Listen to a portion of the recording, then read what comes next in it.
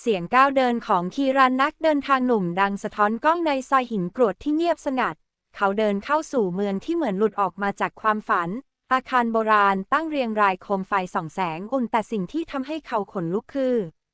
ไม่มีใครขยับเลยผู้คนยืนค้างอยู่ในท่าทางแปลกๆเด็กชายกำลังหัวเราะกับไอศกรีมที่กำลังจะละลายหญิงชรากำลังหยิบตะกร้าผักนักดนตรีกำลังดีดสายพิณค้างอยู่เสมือนรูปปั้นที่ยังหายใจ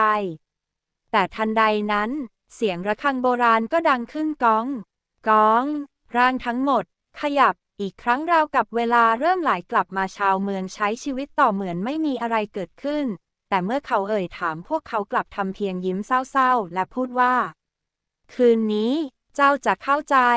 คืนนั้นเองเมื่อพระอาทิตย์ลับขอบฟ้าเมืองทั้งเมืองก็ตกอยู่ในความเงียบอีกครั้งร่างทุกคนหยุดนิ่งเหมือนเดิมเวลาถูกหยุดเอาไว้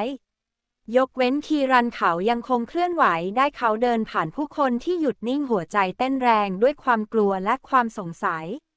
กลางจัตุรัสเขาพบรูปปั้นหินขนาดใหญ่เป็นหญิงสาวสวมมงกุฎถือแท่งไม้เวทมนต์ดวงตาของรูปปั้นเรืองแสงจางๆเสียงกระซิบดังขึ้นในหัวเขาข้าคืออินลาเรียราชินีผู้สาบเมืองนี้เพื่อปกป้องมันจากสงครามและการเวลาแต่พลังแห่งนิรันดร์ไม่ใช่พรมันคือกรงขังคีรันเริ่มเข้าใจ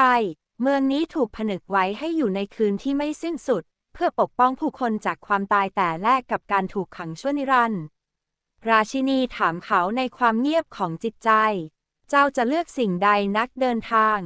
ปลดปล่อยเมืองให้พวกเขาได้กลับมามีชีวิตและเผชิญชะตากรรมแห่งการเวลาหรือเก็บคำสาปนี้ไว้แล้วเจ้าจะได้พลังอมตะเหนือผู้ใด